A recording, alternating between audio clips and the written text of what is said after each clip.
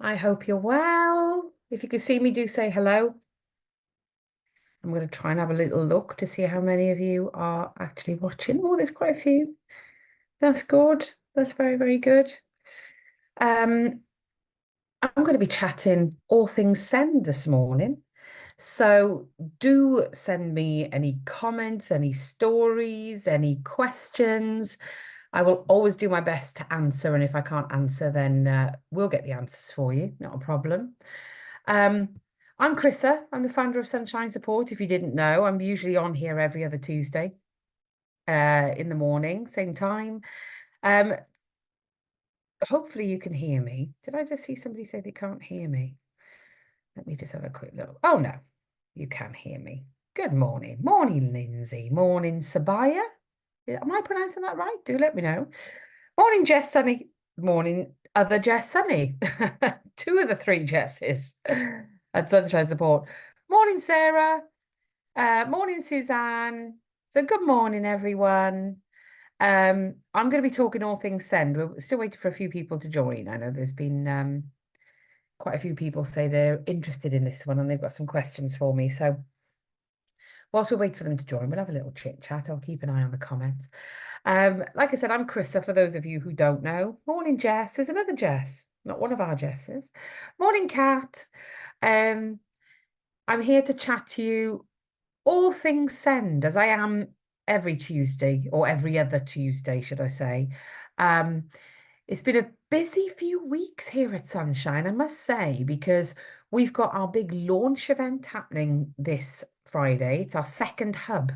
And we're really, really excited about that. So we're like little busy bees around the Sunshine, trying to make, the final touches to our second hub. So that's happening this Friday. If you're planning on coming along and you've already booked a space, make sure that you come and say hello to me, and also add it in the comments. And if you want to come but you're not booked on, just let me know that you need the link to book on, because it's free and it's going to be a lovely little event. And we're really excited to see everyone.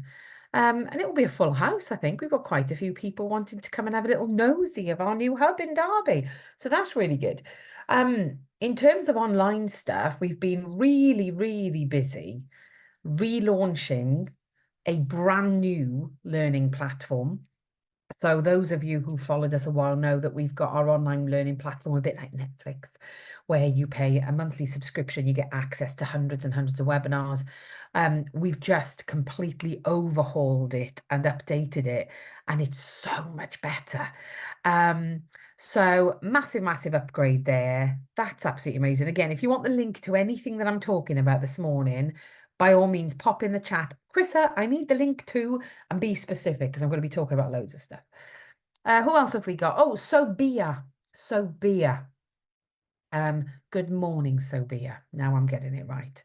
Morning, Amy. Morning, Nicole. Our lovely sunny Nicole. I'll come to the comments and stuff in a second. So I think there's quite a few of you watching. Oh, and Gabby Sunshine is here as well. We've got a full Sunshine house. Good morning. Good morning. Anyway, do say hello. Let me know where you're watching from. Sometimes it highlights certain problem areas, as we know, and you might find somebody that's local to you. So we're here for the connections and finding your tribe, which I'll go on to in a bit. For those of you watching, this is a live video. Hello. It's taking place at 9:30 on the 23rd, Tuesday, the 23rd of April. So if you're watching live, hello. Good morning, Diane. Good morning, Angie. If you're watching on playback, also hello, but don't have a go at me for not being specific and calling your name out. So do say hello. Let me know where you're watching from. Like I said, I'm here today to chat all things send with you. I have some thought-provoking stories to share with you this morning. Slightly different format that I'm taking, but it should be lovely. It should be able to sort of make us think in a slightly different way, but also, by all means, share your own stories, any questions that you might have, pop them all in the comments. If I don't get around to answering them live, then we'll make sure that they get an answer. And there's quite a few advocates on their feed, which are our wonderful sunshine advocates. And so if they have the time, I don't know if they have the time. I know many of them are very, very busy. They might be able to answer live. So by all means, I can see there's lots of different stories. So by all means, keep sharing your stories, questions, and I'll come to them as soon as I can. Now, as you can imagine, I get hundreds of emails from people requesting meetings with me because they want to share their story. They connect with the things that I say. They connect with my videos and the things that we do here at Sunshine. And some of them can get quite shirty when they can't get a meeting with me. But believe me, I would love to be able to meet and listen to everybody's stories. I'm not sure I could cope with that level of trauma being shared with me daily, but I would love to be able to meet with everybody, but it's just not possible because there's not enough hours in the day, as you can imagine. So some people have asked me, well, I'm more than happy for you to share my story when you're doing Facebook Lives or on a podcast, because we've got a lovely podcast. So if you're into podcasts, comment and ask for the podcast link, because we've got a lovely podcast and it's growing all the time and we've got some lovely plans for it. Anyway, and so here is the first time that we're going to do something a little bit different and share some stories. So bear with me because I've got them all messaged into me here. So Claire has messaged in to say, hi, Chrissa, I'm keen for you to share my story as I thought I was alone at the start of my journey. And so I hope it helps others to not feel so alone, which is very nice. Thank you, Claire. I think most of us can also resonate with that. That resonates with me, definitely. That feeling of I'm the only one going through it. My son is autistic with no learning difficulties. He presents differently in school than at home. We've seen that, haven't we? So many people say it's just girls, but boys as well. Which those who understand autism know it's very normal. Absolutely. But difficult to get support for. His teachers didn't believe me and said he was a lovely boy, which I knew already, of course, as I didn't say he wasn't a lovely boy. Anyway, I digress. They wouldn't support an EHCP application. Oh, we see this so often. And they ended up referring me to social care, as they said I was pushy and too focused on a presentation that didn't exist. Oh my goodness. Okay. We had all manner of impromptu visits and assessments from social care. And had it not been for a neurodivergent colleague of the social worker, we would have almost made it onto child protection. She had seen the FII guidance and recognised the signs. This was last year. My son is now the proud owner. Oh, getting a bit choked up now. Oh, my son is now the proud owner of an EHCP, a new small independent school that understands him, and he's not on a child protection plan, nor does he have social care involvement. When looking further into this guidance and chatting to the neurodivergent social worker, I have discovered, she discovered this from your FII week 2 years ago. Oh my God. Wow. Oh, so it makes an impact then. That's really good. So I wanted to thank you. That 1 week of awareness, I feel proper choked up. It saved us from going onto a child protection plan. Wow. I wasn't expecting that one. I didn't actually read these before they came. My assistant just said, here are 3 stories that I think would work really, really well. They've been sent in and they want them to be shared. Wow. So for those who don't know what FII means, FII means fabricated or induced illness. And it's when it typically is a false accusation. More typically, we don't really know of any genuine cases. But it's when professionals are not seeing what the parent sees. And so what ends up happening is they accuse the parent of making up or fabricating or inducing their child's illness. And so many social workers get this mixed up with Munchausen syndrome by proxy, which is now called something different, factitious disease imposed on another. And it's not the same, because actually Munchausen syndrome by proxy, or the other one, they're very, very long names, they're clinical diagnoses, where FII is a set of characteristics that make people think that a parent has FII. There is no way of diagnosing it. It's not a diagnostic thing. It's not in a DSM, in a diagnostic manual. And so many parents have their children taken off them, or they get put on child protection plans. I know, and I think this is why it touches me so much, because those who've read my story know that this experience is something I've gone through with my family, and it's hugely traumatizing. So 3 years ago, we launched our first FII Awareness Week. And we've got the next one actually coming up. I think this is probably why they've messaged. We've got another one coming up at the beginning of May, the 6th to the 10th of May. And we're going to be talking about where the accusations come from, how we can understand whether it's FII, or, to be honest with you, what FII looks like to professionals is not just a parent who is exaggerating or making up their child's difficulties, but a parent who's very, very anxious, very traumatized. They feel that they're not being listened to, and so they're doing the research for themselves. And actually, when you've got a neurodivergent parent, they all tend to do that, because guess what? I'm neurodivergent. I'm a parent. I can talk on my own experience. I am fascinated by the things that my children present with. So I desperately want to understand them better. So I will go down a rabbit hole and hyper focus in order to understand the detail of their presentation. So, I can talk freely about one of my children who has developmental language disorder. And it's fascinating to I'd never heard of DLD before she had a diagnosis 5 years ago. And so I wanted to learn more. So of course I went down a rabbit hole. I looked at all the research. I looked at the charities available. I had loads of workshops booked in, and I just invested in training myself on this to understand and help my child better. And it's worked a treat.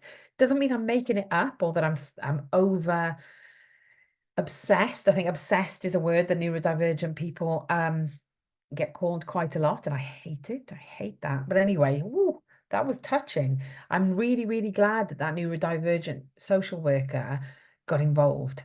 And that FII guidance is actually published by the British Association for Social Workers, otherwise known as BASWA. And it was written by none other than the amazing Kathy Long and Dr. Fiona Gullen-Scott, who are going to be opening up our FII Awareness Week on Facebook Live, strangely enough, in a couple of weeks. So do check out that if you'd like to learn more, because they explain it beautifully, probably far better than I just have. And they have done all the research. So they've got all the up-to-date stuff, and it's a free webinar based on Facebook. So by all means, join us for that. And by all means as well, share your experiences in the chat. Do bear in mind that this is a public page. So if you want to not disclose too much information, that's okay. So we've had another message from Ben. Always nice to see a dad getting involved. So Ben has messaged to say, as a SEND dad, I'm often pushed out. And there's no reason why, as my wife works and so do I. We split our responsibilities evenly, and I'm a very hands-on dad, doing more than half of the school runs. And so I'm very visible to the school. Yet I don't get the emails or demands from the school that my wife does. I've tried asking the school, but for some reason, nothing comes to fruition. It just feels quite archaic, and I worry for the stress my wife is put under when she's working and receives a barrage of calls and texts with no consideration from the school to try me if they can't reach her. As a seasoned SEND parent yourself, by your own admission, yes, I have admitted that, Ben, any tips? Oh, well, that's an unusual one, isn't it? And I think so many dads get forgotten about. And I think, we're in this world of championing women and everything, and yeah, amazing. But there are some absolutely brilliant dads out there. Forget not just send dads. I'm just on about dads. They were, amazing. I've got one. My husband is an absolutely amazing dad. So it's a big one, this, isn't it? Anybody got any ideas for this one? I mean, firstly, I'd probably ask Ben, why are they calling so much? Are there issues at school that it needs sort of ironing out apart from this? I mean, I could probably add more to this advice if I knew more, but I would probably start with a verbal request, a sort of brief explanation if you're happy to give it. I mean, you shouldn't have to give an explanation as to why you want involvement in your children's lives. But yeah, a brief sort of verbal explanation and request, which it sounds like you've already done that.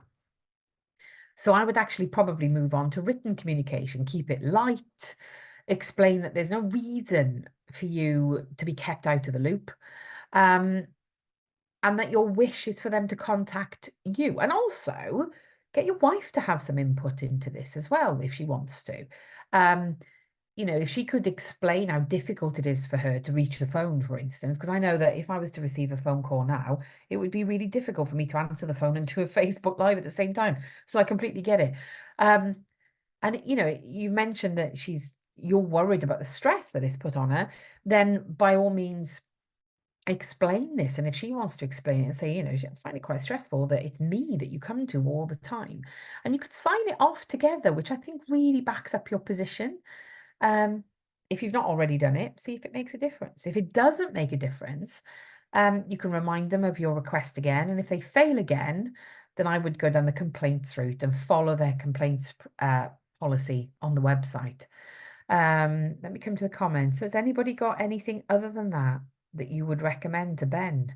By all means, pop it in the comments. I don't know whether my comments are updating very quickly. So by all means, share any ideas you might have for Ben, because Ben will come back and watch this if he's not watching live, and will hopefully gain something from this.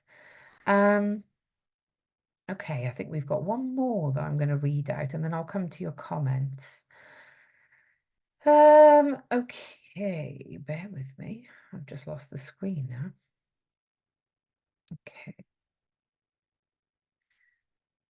Oh, I can see lots of comments coming through, but not for Ben. So if you've got any comments for Ben, let me know.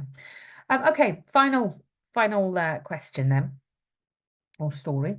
Hi, Chrissa.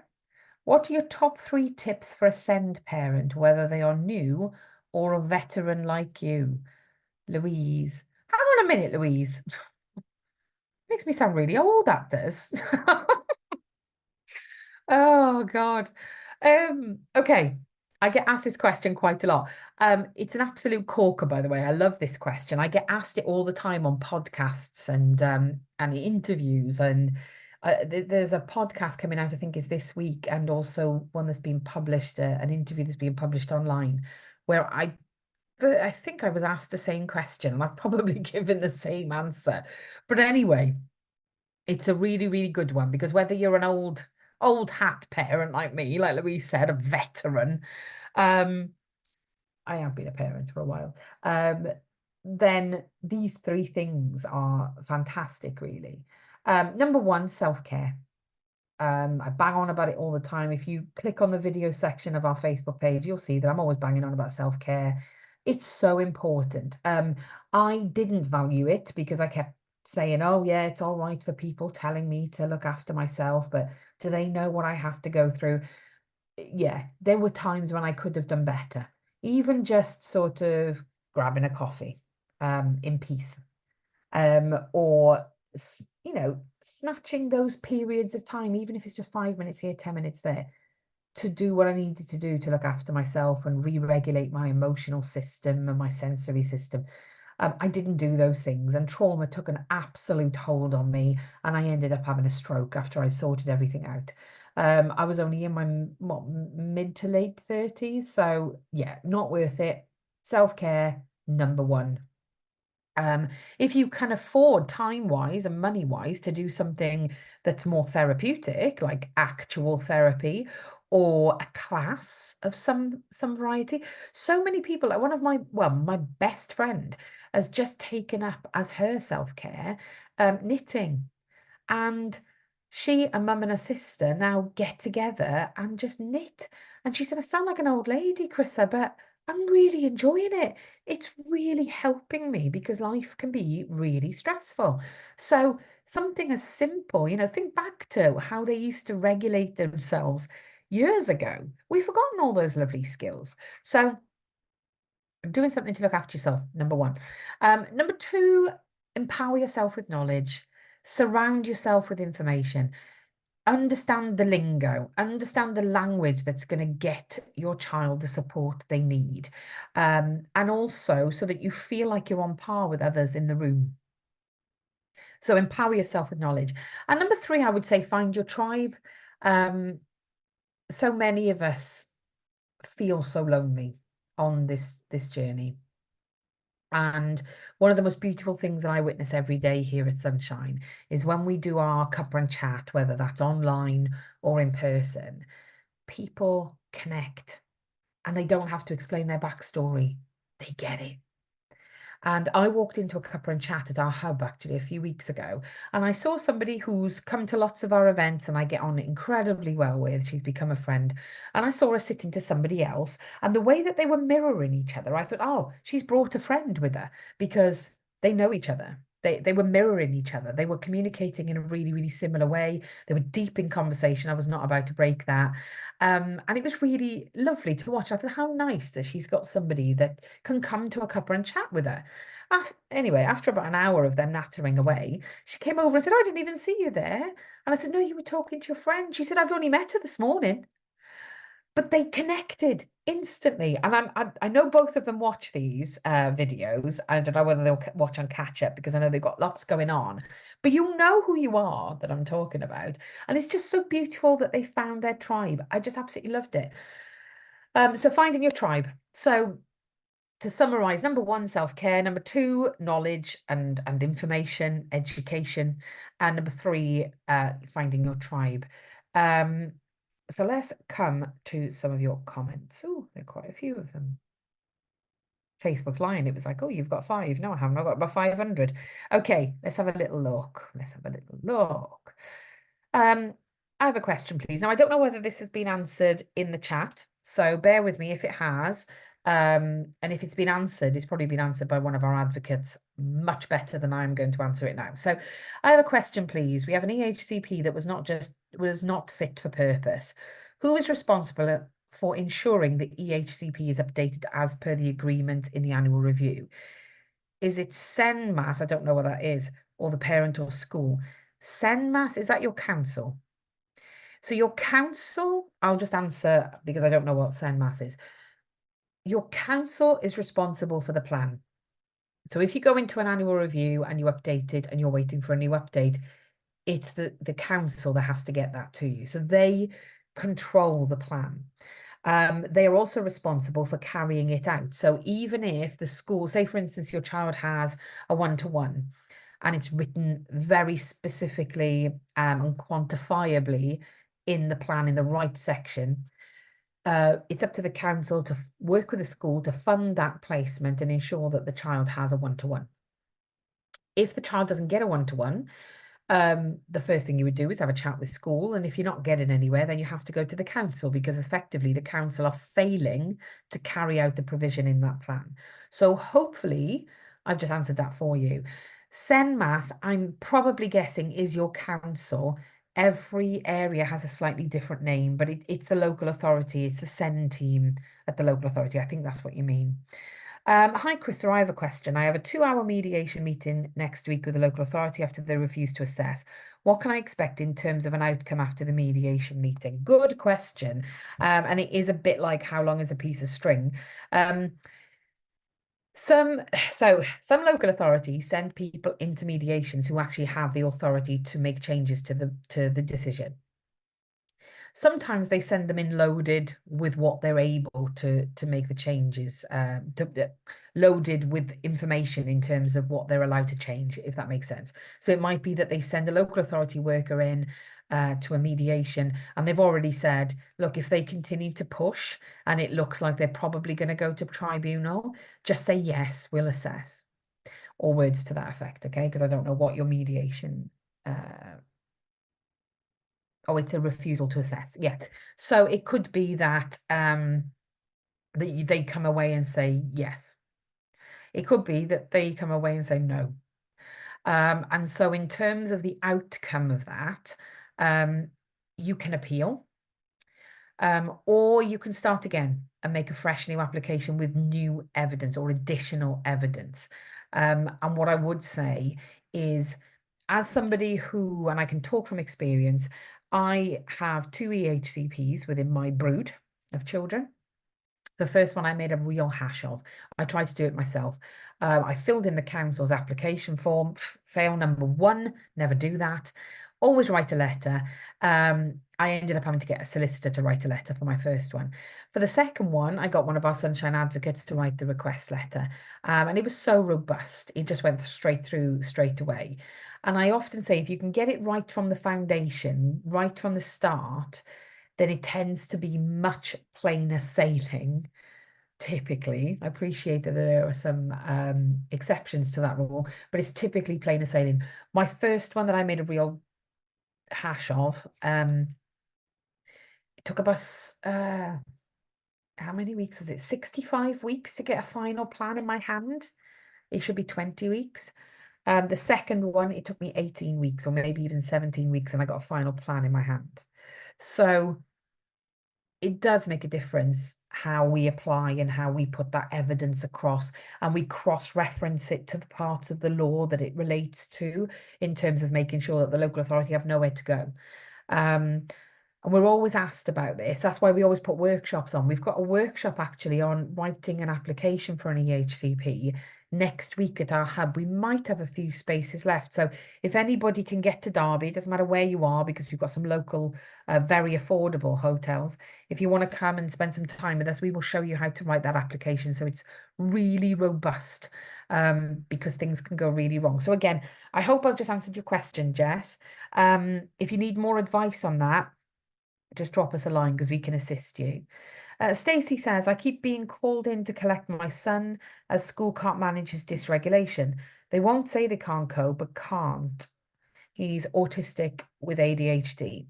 Okay, so it sounds like school are not able to meet his needs. It might be that they just don't have the knowledge or the funding, the resources. If you haven't already, I would definitely consider requesting an EHC needs assessment, because this is the way that we get the funding and the provision in place to meet the needs of our kids. One of my children is autistic with ADHD, and they also have PDA, pathological demand avoidance. And there was absolutely no way that you could meet that particular child's needs, well, number one, in mainstream, but number two, without any additional funding, training, resources. Remember, EHCPs can, if they're written properly, carry funding for all the teachers to receive training. And it's very, very important that we get that written correctly. So it's really robust, legally binding in the plan. But you can have training in there, you can have one-to-ones, you can have therapies, you know. So many of our neurodivergent children need therapeutic input. I'm not on about having trauma therapy sessions or anything like that, anything heavy.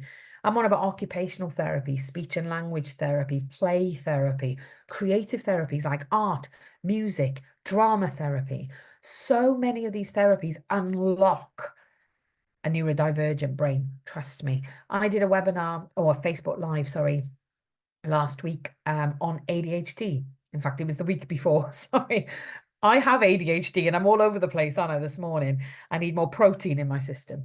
So I did a Facebook Live a couple of weeks ago on ADHD and how I have ADHD, and only now it's becoming, or in my 30s, it was quite uncontrollable. And I really couldn't understand myself. But as a child, it didn't affect me that much. And the reason being was that was hugely invested in music and sports. And that just really, really helped to regulate my system. So by all means, go back and have a little watch of that. I'm not autistic. I have ADHD, so it's slightly different, but hopefully that will help you. If you need any help, let us know, Stacey, because we're here for it. Okay. My colleagues have been responding as well as we've been going through, so that's good. Amanda says we're in a transition year tribunal for B, F, and I, so they're sections of the EHCP. They're legally binding sessions, sections, 3 of the 4 legally binding sections. So the tribunal is in June. Our educational psychology report will be 18 months old by then. Our LA now wants to do a new observation with their EP. Can I refuse? All these assessments are getting too much for my child, and the report we have is perfect for the school. Now, we've got a webinar on this that will answer you in much more detail than I'm able to. And it was done by our lovely Gabby, who talks all about the reports that you get through the EHC needs assessment process as part of the appeals process. The webinar is available to watch on our Sunshine Academy, so by all means sign up for that. Also, I believe we've got some educational psychology webinars on there, because I know that under their professional conduct, or whatever thing that they sign to say that they're going to be an ed psych, there is a guidance on over assessing, and I'm not sure that 18 months would be considered as an over assessment. But again, don't take my word on that. Watch those webinars. They're all available on the Sunshine Academy. If you need the link, just comment. Okay, I can see my colleagues have jumped on. Let me see. Oh, I think they're all being, I think I'm doubling up here. I wasn't expecting so much help this morning. I've not got anything to talk about. Let me just see. Oh my God. Amazing colleagues. They've done my job for me. Let's have a look. Question. My child is, okay, EBSA, so emotionally based school avoidance in their current primary school in 1 LA. He is moving to middle school in September, which is another LA. I'm a little stumped to start in the process of getting an EHCP, as current school have got the evidence and I guess they say they won't get involved as he's leaving. They've always been supportive in other ways, just for information. And new schools say they won't have any evidence. You could do a data subject access request if the old school won't give you the info. If if they've always been lovely, they have no reason not to give you that information. So by all means, request it. But if they don't give it willingly, then you can do a data subject access request and request your data through the guidance on the ICO website, which is the GDPR website. And you request your information, and that will help you. They should have passed quite a lot to the new school, though. So ask the question to both schools. And it'd be worthwhile saying, it'd be much easier if you could just give me this, because I don't want to have to go down the DSAR route, the data subject access request route. Kim says my daughter is 13 and had is that an EHCP, and you've put it in fancy writing? I think so. Sorry, menopausal woman here, squinting to see what that says. My daughter is 13, had an EHCP and expected to attend mainstream placement. It's fallen apart and she's not attended since October. No alternative provision has been offered, and the LA are saying they want new specialist evidence to relook at it. Was seen by an ed psych last year who stated it's fair to question the current setting. Okay, so the local authority are not carrying out their duties of educating your child. So it's quite straightforward. You threaten them with something called a pre-action protocol letter, because then you're basically needing to say, I have this legal document. You, within this legal document, have to offer my child an education. You're not offering them an education. Therefore, we'll go to court if we need to. Get in touch, Kim, because we've got loads of advice on that. They're called a PAP letter. So get in touch and we can have a chat about it. Andrea says, please can I ask, I home educate my child. She's on the autism pathway. She's looking to go to college in September at 14 years of age. She struggles with dyslexia and so on. Would she benefit from an EHCP to support her? It sounds like, Andrea. Absolutely. I mean, if she's being considered as neurodivergent, well, she's neurodivergent anyway because she's dyslexic. There will be things that quite possibly will mean that she meets the legal threshold. So the legal threshold for an assessment is this child may have special educational needs and may benefit from special educational provision. So it sounds like she would meet that threshold and so should have an assessment. So if you'd like links to guidance on how to request an EHCP, do ask us in the comments and we'll send them to you.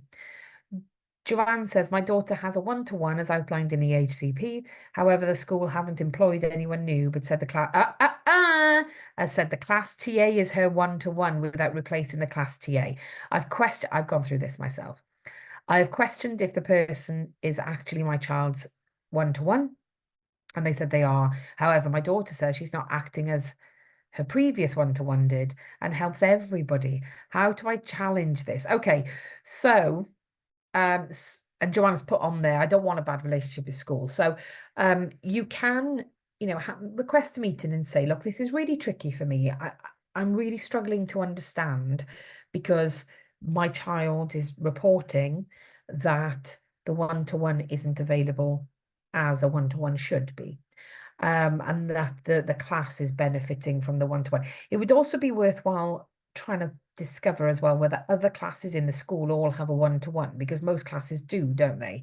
Particularly as they're growing the sizes of the classes. So it'd be worthwhile you looking at that.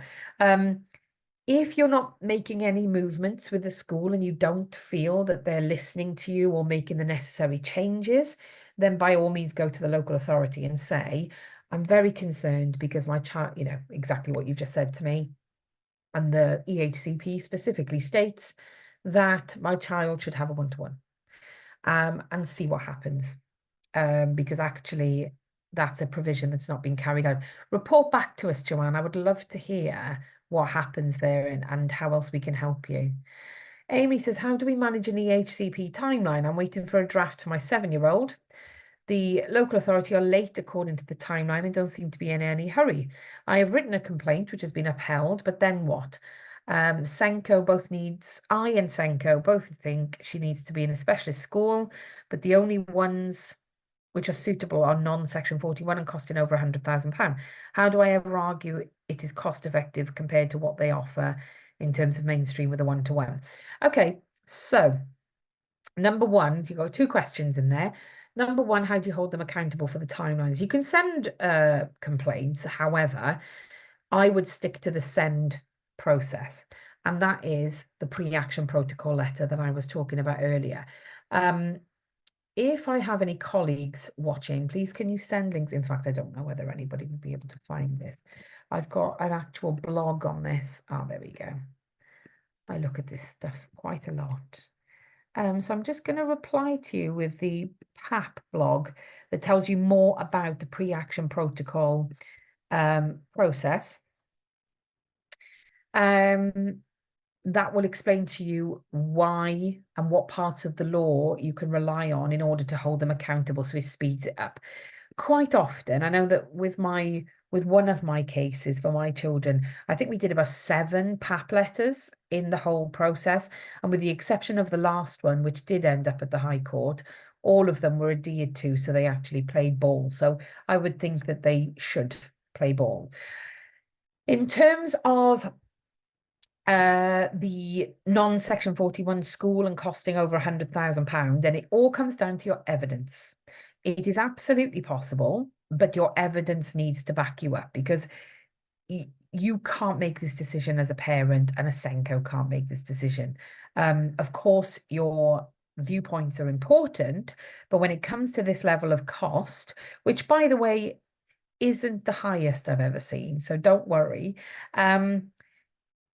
It is important though that your evidence backs up that that is the school or that is the type of provision, because your experts are very, very unlikely to say this child needs to go to that school, but they will say this is the kind of provision and this is how the provision looks. So class sizes of X number. Speech and language therapy that's available on tap, ready for when they're able to engage. Speech and language therapy that's embedded into their curriculum, which you can't do in a mainstream school. Occupational therapy, a sensory diet that's embedded into their day, which you can't do at the mainstream school. So it would all be very heavily reliant on your evidence. By all means, get in touch, because this is what we do day to day, and we can advise on that, Amy, in more detail. I'm going to scroll down a little bit to ones that I know haven't had an answer. When would you say is the best time to start the EHCP process? The fact you're talking about it, I would say now, Julia. My child is only in reception and just diagnosed with autism with PDA. School said he's fine at school and complies. They have no issues besides he's behind in all schoolwork and receives academic interventions. I'm wondering if it's better to wait till his appointment that he's been referred to from the paediatrician, i.e. speech therapy, play therapy, psychology, to have evidence. Well, I'm a little bit on the fence about this, because speech therapy, you've usually got a huge long wait and they're only commissioned to do certain interventions. Play therapy, when it's done this way, is sometimes not the best type of play therapy, because it's not necessarily one that's geared up specifically for a PDA, which it's an incredibly complex presentation, and needs something very, very specific in terms of the way that the play therapy and the speech therapy is undertaken. Psychology, the same. I mean, you could wait, but that you're not going to lose anything by trying now. The fact that he's got a diagnosis of autism with a PDA profile would suggest to me that there is probably evidence to meet that legal threshold that I was just chatting about. Come to our workshop next week if you can, or sit through one of or a few of our online courses, because this will really, really help you. We've also got a PDA day coming up in June. And so that would be a really beneficial one. If you've got a child with PDA, we have a whole day on PDA where we'll be covering all this stuff. So we'll have advocates on hand to talk about the EHCP stuff, but we'll also be, we've got the PDA Society there. We've got Libby Hill, a very, very specialist speech and language therapist in the field of PDA. We've got Aaron York. Aaron is fantastic, and if you watched any of his online workshops about accepting behavior, it's fascinating, really, really fascinating stuff. So we're going to be covering, so one of my colleagues has just popped in there a comment, a link to the PDA day, because that's going to be phenomenal. So yeah, I think we've covered just about everything, but as always, don't suffer in silence. If you need us, get in touch. And if you want me to read out your story, by all means, get in touch as well. Just ping it over. Let me tell you what we've got coming up as well. So tonight, we've got a webinar on understanding your self-esteem and resilience as parents and carers. I've alluded to it earlier on about self-care. This is 2 hours of self-care that you can't afford to miss. So that's happening tonight, and ticket holders will receive the recording as well. So if you can't make it to watch it live, then you'll receive the recording. Another thing that we've alluded to is the level of stress that our children are under when it comes to school, in particular, exams. So we've got a webinar this Thursday on reducing exam-based anxiety. And we're going to be looking at that from a very therapeutic point of view, but it's stuff you can do as teachers and parents right now with your kids. Again, for me, if I could live my time again with my eldest, I definitely would have been doing these webinars. Then we've got FII week, which I've talked about. That's the 6th to the 10th of May. We'll be taking a little week's break after that to recover in terms of our webinars, because we do get very, very traumatized ourselves listening to a lot of the stories. So towards the end of May, the 23rd, we've got understanding and supporting children with ADHD in school, and actually just supporting them generally. My lovely colleague Kelly Jarvis is running that one. I think the fact that she works with me gives her all the experience she needs, really, in ADHD, because my brain bounces from one thing to another. So hopefully you will join us for some of those, and you found this morning, useful. You can share this video far and wide if you've got somebody that you think, oh, they would really benefit from what Chrissa has said this morning. By all means, share it with them. Share it over your Facebook. That's absolutely fine. Oh, Angie says, when is the exam stress one?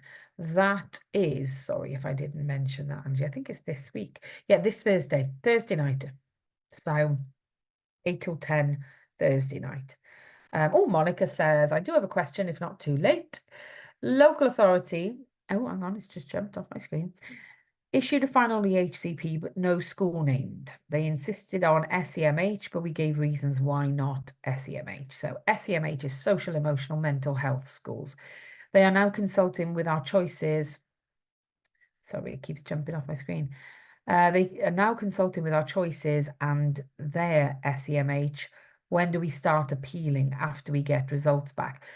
Well, if you've got a final EHCP, you can appeal. Your right of appeal window starts the minute you have that final EHCP. Get in touch, though, so that we can have a chat about this, because I would probably need to ask a few more questions. So can you ping us a message, please? I missed your name, Monica. Monica, if you can pass us send us a message, I can get you some help with that. Okay, well, have a lovely day, everyone. I'm early finishing because my colleagues did my work for me. Have a fantastic day. If you need us, get in touch. Never suffer in silence. And by all means, come to our hub launch if you can, or our online cuppa and chat, or any of the bits of events and workshops that I've mentioned this morning. We would absolutely love to see you there. But have a fabulous day, and I'll see you soon. I'll be back in 2 weeks for a Facebook Live.